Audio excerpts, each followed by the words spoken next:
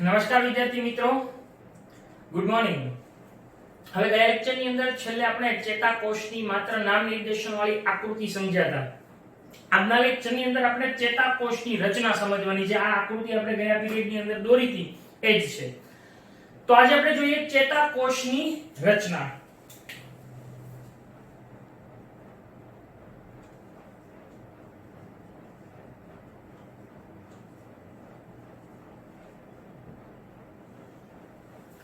હવે પહેલા તો આપણે ગયા લેક્ચરમાં જોઈ ગયા હતા કે ચેતાકોષ શું છે। તો કે ચેતાકોષ એ ચેતાતંત્રનો રચનાત્મક અને ક્રિયાત્મક એકમ છે। આ ચેતાકોષ છે એ મુખ્યત્વે શું કાર્ય કરે છે? તો ચેતાકોષની રચના સમજીએ તો આપણને એના કાર્યની ખબર પડશે।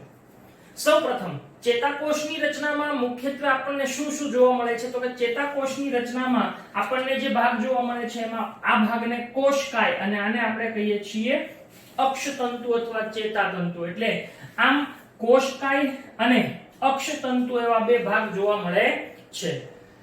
કોષકાય એ શું ધરાવે છે? તો કે કોષકાયની અંદર કોષ કેન્દ્ર અને કોષ રસ જોવા મળે છે। આ કોષકાય એ પોતે ટૂંકા અને લાંબા પ્રવર્ધો ધરાવે છે। અચ્છા, કોષકાયમાંથી નીકળતા આવા જે ટૂંકા પ્રવર્ધો છે એને શિખાતંતુ અને લાંબા પ્રવર્ધને અક્ષતંતુ તરીકે ઓળખવામાં આવે છે, જે આપણે અગાઉ ભણી ગયા છીએ। હવે આ કોષકાય છે એમાંથી નીકળતા જે ટૂંકા તંતુઓ છે જેને આપણે શિખાતંતુઓ કહીએ, એ શિખાતંતુઓ શું કરે છે? તો કે શિખાતંતુઓ શરીરના કોઈ પણ ભાગમાંથી આવતી સંવેદનાને ગ્રહણ કરે છે। હવે જુઓ કે સંવેદના જે આવે છે, આપણે માની લો કે કોઈ વસ્તુને ટચ કરી અને ગરમ લાગી તો એ ગરમ થઈ, એની ગરમ લાગી ગઈ એની સંવેદના એ કોણ ગ્રહણ કરે છે? શિખાતંતુ। એ શિખાતંતુ ગ્રહણ કરી અને એ સંવેદનાને શું કરે છે? તો કે શિખાતંતુ મારફતે એ સંવેદના ક્યાં આવે છે? તો કે એ કોષકાયમાં આવે છે। એટલે શિખાતંતુનું કાર્ય શું છે? શરીરના ભાગોમાંથી આવતી સંવેદનાને ગ્રહણ કરી તેનું કોષકાય તરફ વહન કરે। અચ્છા, હવે આ કોષકાયમાં જે વહન થયું હોય એ કોષકાય મારફતે એનું વહન ક્યાં થાય છે? તો કે અહીંયા અક્ષતંતુમાં થાય છે। હવે આવે છે અક્ષતંતુ। અક્ષતંતુ એ લાંબો તંતુ છે, બરાબર છે। આ અક્ષતંતુની ફરતે એક આવરણ આવેલું હોય છે જે અવાહક હોય છે, જે મજ્જાપડ તરીકે ઓળખાય છે, જે મેદ અને ચરબીનું બનેલું, ચરબી અને પ્રોટીનનું બનેલું હોય છે, કે જે અવાહક છે। અચ્છા, અવાહક શું કામ? તો કે જ્યારે સંવેદના અહીંથી લાવે છે તો એ એક જ માર્ગે જાય। હવે આ સંવેદના અહીંથી આમ જો ફંટાઈ ગઈ હોય ને બીજા ભાગમાં જાય તો એ મગજ સુધી પહોંચી શકે નહીં યોગ્ય સમયે, બરાબર। એટલે આમ આ જે અવાહક પડ છે એ સંવેદનાને બીજા ભાગોમાં જતી અટકાવવાનું કાર્ય કરે છે। આ અક્ષતંતુ છે એ લંબાયેલો દોરડા જેવો ભાગ છે। હવે અહીંયાથી આવતી જે સંવેદના છે એ સંવેદના એ વીજ સંકેતમાં ફેરવાય છે અને આ વીજ સંકેત સ્વરૂપે એનું કોષકાયમાંથી અક્ષતંતુ તરફ વહન થાય છે। આવા વહનને ઉર્મી વેગનું વહન કહેવામાં આવે છે। હવે આ ઉર્મી વેગનું વહન થાય ત્યારે કેવી ઘટના બને છે, કેવી રચના હોય છે? તો સમજીએ કે ધારો કે આ એક ચેતાકોષ છે, બરાબર। આ એના શિખાતંતુઓ છે, અત્યારે આપણે ખાલી સમજવા માટે દોરીએ છીએ। હવે અહીંયા એના ચેતાંતો છે આ રીતે। હવે એક ચેતાકોષ પૂરો થાય પછી અહીંયા બીજો ચેતાકોષ આવે છે આ રીતે, બરાબર। અહીંયા આગળ તો જુઓ આ બે ક્રમિક ચેતાકોષો છે એ એકબીજા સાથે સીધા ભૌતિક સંપર્કમાં નથી। ભૌતિક એટલે આનો કોઈ પણ શિખાતંતુ આના અક્ષતંતુ કે ચેતાન સાથે જોડાયેલો નથી। ભૌતિક અવકાશ જોવા મળે, વચ્ચે સૂક્ષ્મ અવકાશ જોવા મળે। જો અહીંયા દેખાય છે, અહીંયા આગળ સૂક્ષ્મ ભૌતિક અવકાશ જોવા મળે છે આ વિસ્તારમાં। આવા સૂક્ષ્મ ભૌતિક અવકાશને ચેતોપાગમ તરીકે ઓળખવામાં આવે છે। આવો આપણને પ્રશ્ન પૂછાય, ચેતોપાગમ એટલે શું? તો કે બે ક્રમિક ચેતાકોષો વચ્ચેનો સૂક્ષ્મ ભૌતિક અવકાશ એને ચેતોપાગમ કહેવામાં આવે છે। તો આપણને એક પ્રશ્ન થાય કે જો બેની વચ્ચે જગ્યા હોય તો આ આ ચેતાકોષે જે સંવેદના ગ્રહણ કરી એ અહીંયાથી આમ આવી અને પછી આમાંથી જ્યારે જાય તો આ બીજા ચેતાકોષને કેવી રીતે મળે? તો કે અહીંયા આગળ આ જે ચેતોપાગમીય ગાંઠ છે, આને શું કહેવાય? ચેતોપાગમીય ગાંઠ. એ ચેતોપાગમીય ગાંઠ છે એમાં અહીંયા આગળ એક ખાસ પ્રકારનું દ્રવ્ય જેને એનું નામ છે એસિટાઇલ કોલાઇન.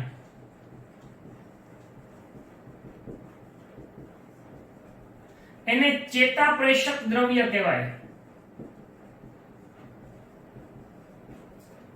આ એસિટાઇલ કોલાઇન એક પ્રકારનો અંતઃસ્ત્રાવ છે.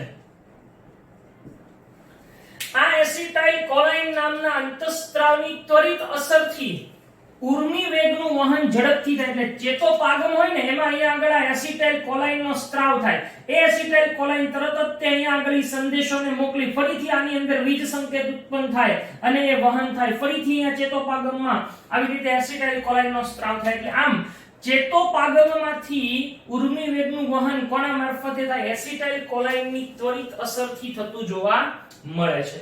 હવે આપણે જે વાત કરી કે ભાઈ આ આખો આવી રીતે ચેતા છે ઈ છેક મગજ સુધી ગઈ. ઓકે, ચાલો અહીંયા આપણને ગરમ લાગ્યું, એ સંવેદના મગજ સુધી ગઈ. હવે મગજમાંથી જે રિસ્પોન્સ આવે, પ્રતિચાર આવે, ઈ પણ એક ચેતા અહીંથી લઈને આવતો હોય. એટલે કે અહીંયા પણ આ રીતે ચેતાકોષ છે ઈ લઈને આવતો હોય. બરાબર છે? હવે જો સમજવા જેવી વાત છે કે ઈ આ જે મગજમાંથી જે જવાબ આવે છે ઈ કોને મળે? તો કે ઈ મળે છે સ્નાયુઓને, જે તે અંગના સ્નાયુ. કારણ કે હલનચલન કરવાનું કામ તો સ્નાયુઓનું છે ને. આપણે અહીંયા ગરમ લઈ ગયું, હાથ ખસેડી લીધો, તો હાથ ખસેડીએ છીએ ઈ ખરેખર કોણ કામ કરે? મસલ્સ, સ્નાયુઓ. તો આ જે જવાબ આવે છે મગજમાંથી કોને મળે છે? સ્નાયુઓને મળે. અચ્છા, સ્નાયુઓને મળે તો કેવું થાય? તો કે આ જે ચેતાકોષનો અંતિમ ભાગ છે એ ચેતાકોષનો અંતિમ ભાગ એ અહીંયા જુદા જુદા સ્નાયુઓની હારે જોડાય. જો અહીંયાથી આ સ્નાયુ થાય છે, હું અહીંયા ફરીથી મોટી આકૃતિ દોરીશ. આ સ્નાયુ છે ધારો કે કોઈ, તો આપણને એવી આકૃતિ દર્શાવેલી છે. જો આ છે એ સ્નાયુ છે, સ્નાયુ તંતુ છે. બરાબર? હવે અહીંયા આગળ આ ચેતાકોષનો અંતિમ ભાગ છે એ ચેતાંતો બધા અહીંયા આગળ આમ જોડાયેલા હોય. બરાબર છે? આ સ્નાયુ તંતુકો આની અંદર ઘણા બધા હોય છે. આ આખો છે એ એક સ્નાયુ તંતુક ખંડ છે. એની અંદર આવા ઘણા સ્નાયુ તંતુકો છે એ જોવા મળે આમ લાંબી લાઈન પર. એની સાથે અહીંયા બધી કેશિકાઓ, રુધિર કેશિકાઓ ને એવી બધી જોડાયેલી હોય છે. બરાબર છે? આ બધી કેશિકાઓ છે. હા, આપણે જોઈએ, લખીએ કેશિકા. પછી આવડો આ છે એ સ્નાયુ તંતુ. બરાબર? અચ્છા, હવે મારે જે સમજાવવું છે આ કે આ સ્નાયુ તંતુની હારે જે આ ચેતાનું જોડાણ થાય અહીંયા, ઈ જોડાણને કહેવામાં આવે છે ચેતા સ્નાયુ સંધાન. જો ચેતાકોષમાંથી ચેતા અને સ્નાયુમાંથી સ્નાયુ, અને સંધાન એટલે જોડાણ. એટલે આ ભાગને શું કહેવામાં આવે છે? ચેતા સ્નાયુ સંધાન. એનો મતલબ કે જ્યાં ચેતા અને સ્નાયુ એકબીજા હારે જોડાય એટલે શું થાય? તો કે અહીંયા આગળથી આ સંદેશો જે આવ્યો ઉપરથી મગજમાંથી આને મળે, એટલે આ છે ઈ સંકોચન દર્શાવે, એના પરિણામે હાથ છે એને ખસેડીએ છીએ. તો આવી રીતે ચેતાનું અને સ્નાયુઓનું જોડાણ એને ચેતા સ્નાયુ સંધાન તરીકે ઓળખવામાં આવે છે. તો આ રીતે ચેતાકોષ એ આવો ઉર્મી વેગના વહન દ્વારા શું કરે છે? તો કે એ ઉર્મી વેગના વહન દ્વારા જે તે સંવેદના હોય એનું વહન મગજ તરફ અને મગજમાંથી જે પ્રતિચાર હોય, જવાબ હોય, એને અંગ સુધી એટલે કે સ્નાયુ સુધી લાવવાનું કાર્ય કરે છે. તો આ થઈ ગઈ ચેતાકોષની આખી રચના. હવે આપણે જે કંઈ વાત કરેલી છે એને એક એક મુદ્દાસર લખતા જઈએ. થોડું તમને કહી દઉં કે અહીંયા આપણી ટેક્સ્ટ બુક ની અંદર જે આપી છે માહિતી થોડી પ્રવૃત્તિમય શબ્દો અને થોડા આમ અલગ પ્રકારના શબ્દોમાં એનું વર્ણન છે, પણ આપણે સરળતાથી એનું વર્ણન લખી શકીએ એટલે હું અહીંયા એક એક મુદ્દા લખું છું. તમારે પણ જ્યારે પ્રશ્ન પૂછાય ત્યારે આ પ્રશ્નનો જવાબ છે આવી રીતે તમે લખજો. તો આપણે જોઈએ ચેતાકોષની રચના, એના બધા મુદ્દાઓ. આ બધું જ યાદ રાખવાનું છે. બરાબર છે?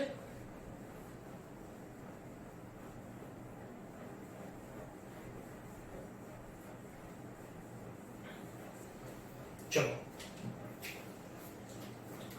ચેતાકોષની રચનામાં પહેલું આપણે જોવાનું છે કોષકાય. ઓકે, કોષકાય એ શું ધરાવે છે?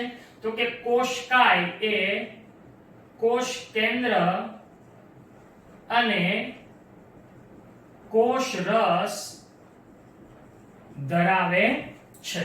બરાબર છે? અચ્છા, બીજું, કોષકાયમાંથી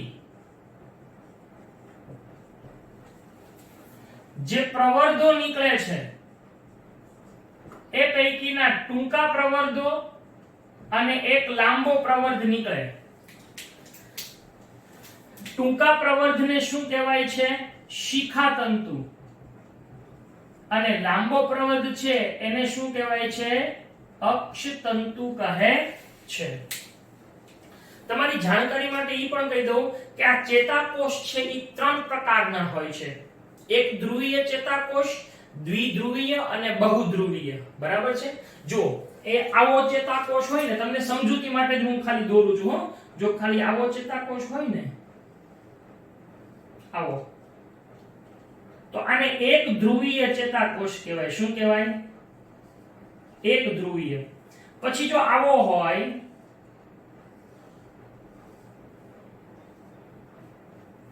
તો આને કહેવાય છે દ્વિધ્રુવીય ચેતાકોષ. અને આપણે આ જે દોયરો છે આવો,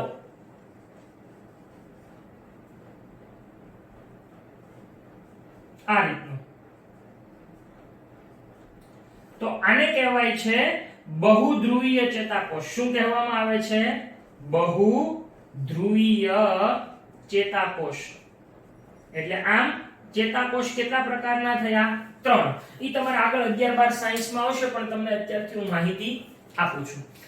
હવે આપણે જે વાત કરી કે ભાઈ આમાંથી ટૂંકા પ્રવર્ધોને શિખાતંતુ ને લાંબા પ્રવર્ધને અક્ષતંતુ કહેવાય છે. હવે આપણે પહેલા લઈએ છીએ શિખાતંતુની વાત. એટલે અહીંયા આગળ હું 2 નંબર કરીને લખીશ શિખાતંતુ. બરાબર?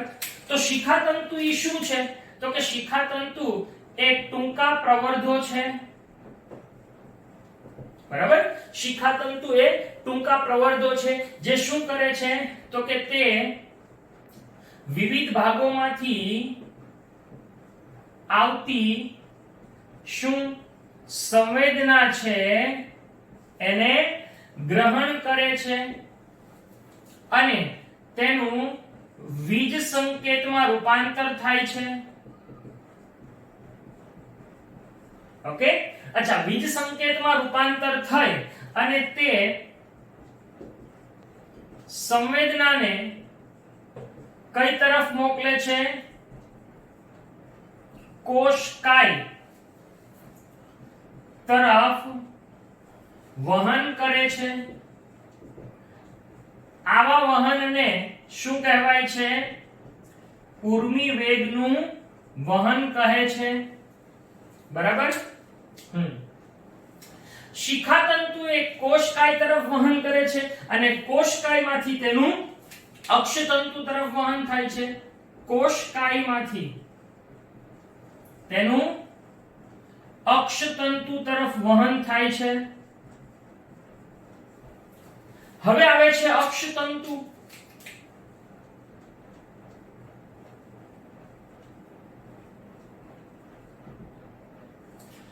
ઓકે, અક્ષતંતુ શું છે? તો કે અક્ષતંતુ એક લાંબો પ્રવર્ધ છે જેની ફરતે એક આ બેવડા પડનું આવરણ આવેલું હોય છે જે મજ્જાપડ ધરાવે છે, જે શેનું બનેલું છે? ચરબી અને પ્રોટીનનું હોય છે, કે જે અવાહક છે, જે શું કાર્ય કરે છે? તો કે જે સંવેદનાને બીજા ભાગોમાં જતી અટકાવવાનું કાર્ય કરે છે.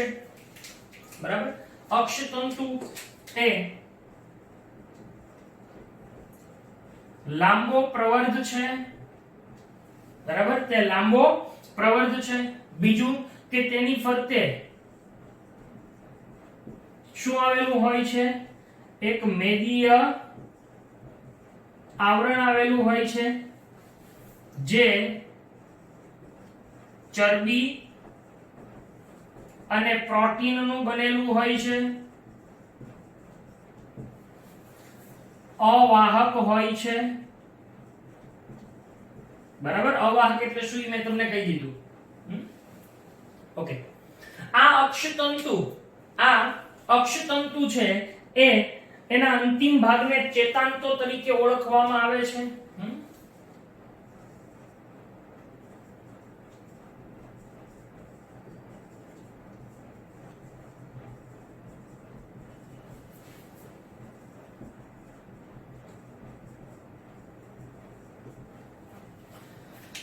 હવે આપણે જે કીધું એ કે બે ક્રમિક ચેતાકોષો વચ્ચે સૂક્ષ્મ ભૌતિક અવકાશ જોવા મળે છે જેને શું કહેવાય ચેતોપાગમ. એટલે અહીંયા આપણે એમ કહેશું કે એક ચેતાકોષનો શિખાતંતુ અને બીજા ચેતાકોષનો અક્ષતંતુ એકબીજા સાથે સીધા ભૌતિક સંપર્કમાં હોતા નથી, એમની વચ્ચે સૂક્ષ્મ અવકાશ જોવા મળે છે. આવા અવકાશને ચેતોપાગમ કહે છે. બરાબર, ચેતાંતો કહે છે. પછી અહીંયા આપણે ચેતોપાગમની વ્યાખ્યા લખવાની છે. ઓકે, ચલો ચેતોપાગમ કોને કહેશું? તો કે બે ક્રમિક ચેતાકોષો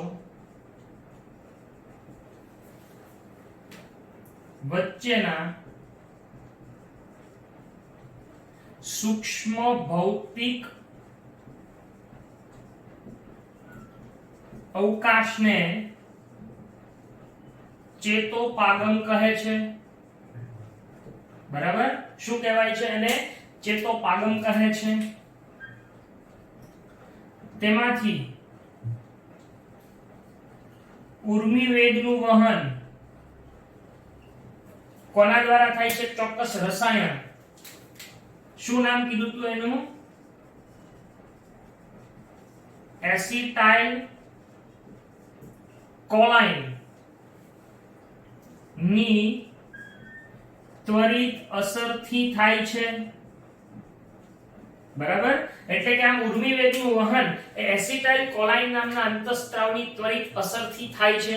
કારણ કે અવકાશ છે એમાં બીજું કે એમાં કણાભ સૂત્ર આવેલા હોય. અહીં આગળ આપણને હજી આપેલું છે કે અહીંયા ગાંઠ છે ને, એ ગાંઠ ખરેખર આવી રીતે જોવા મળે. જો આ આખી ગાંઠ છે. બરાબર, એ આ મોટી ચેતોપાગમની ગાંઠ કહેવાય. હવે અહીંયા આગળ જે બીજો ચેતાકોષ હોય એનો આ ભાગ છે એને શું કહેવામાં આવે છે? તો કે આ જે બીજો ચેતાકોષ છે એનો શિખાતંતુ છે. હવે અહીંયા આગળ શું હોય છે? કણાભ સૂત્ર ને એવું આવેલું હોય છે કે જે ઊર્જા છે એને ઉત્પન્ન કરીને વહન કરવાનું કાર્ય કરવામાં મદદરૂપ થાય છે.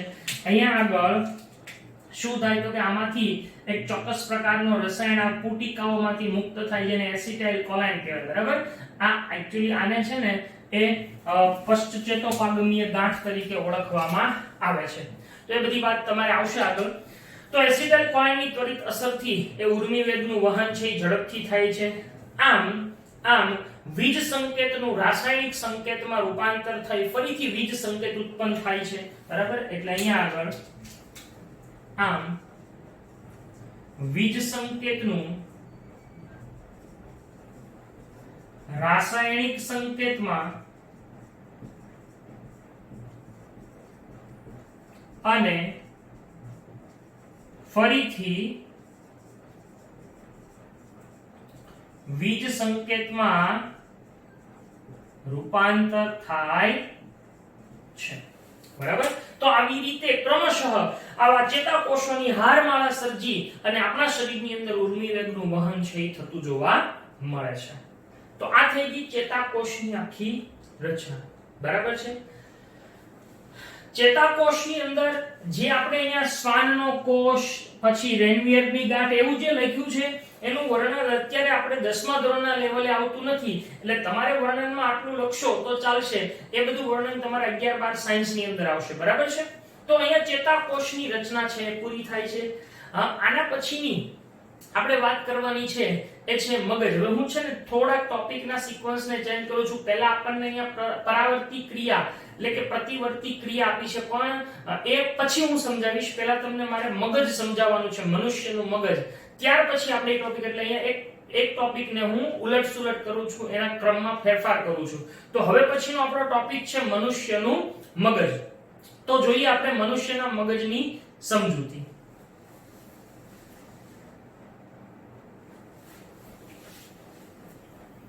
મનુષ્યનું મગજ ખૂબ સરસ મજાનો એવો ટોપિક છે.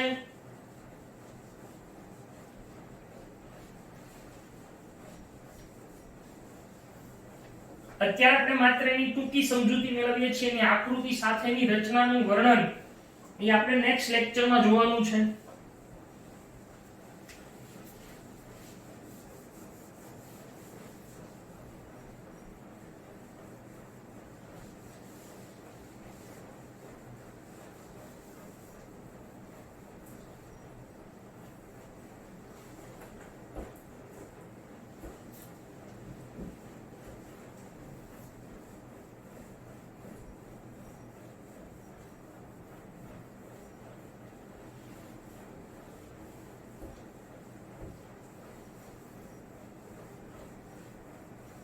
જો મનુષ્યનું મગજ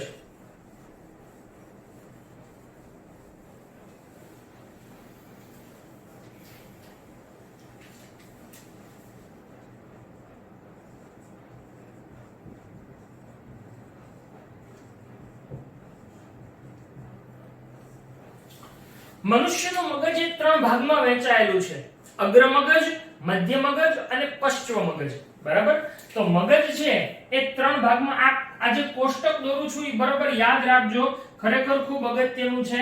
મનુષ્યનું મગજ એ ત્રણ ભાગોમાં વિભાજિત થયેલું છે. એક અગ્ર મગજ,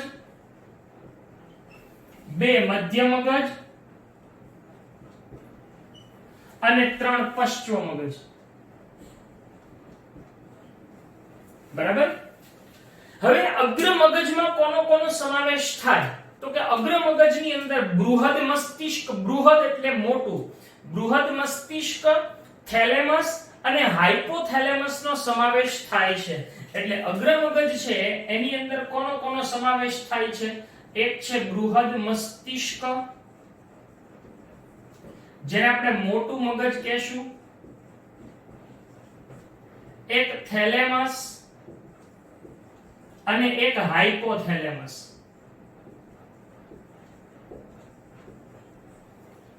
જ્યારે મધ્ય મગજની અંદર એક જ ભાગનો સમાવેશ થાય છે જેને કહેવાય છે ચતુષ્કાય, અને પશ્ચિમ મગજની અંદર ત્રણ ભાગોનો સમાવેશ થાય છે. એક છે અનુમસ્તિષ્ક. અચ્છા, અનુ એટલે નાનું, એટલે આને આપણે કહીએ છીએ નાનું મગજ. તો અનુમસ્તિષ્ક, સેતુ અને લંબમજ્જા, આવા ત્રણ ભાગોનો સમાવેશ થાય છે. પશ્ચિમ મગજની અંદર સમાવેશ થાય છે. મનુષ્યનું મગજ એ કોનો ભાગ છે? તો જુઓ, આપણા શરીરની અંદર જે ચેતાતંત્રો છે એ ચેતાતંત્ર ના પ્રકારો એ મુખ્યત્વે ત્રણ.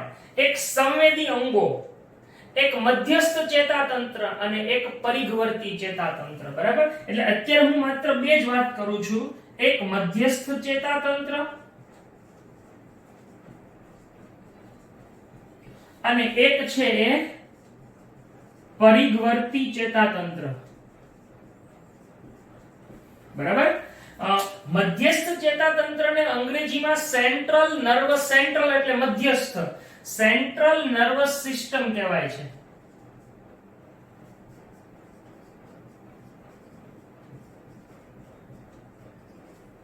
અને પરિઘવર્તીને પેરિફેરલ નર્વસ સિસ્ટમ કહેવાય.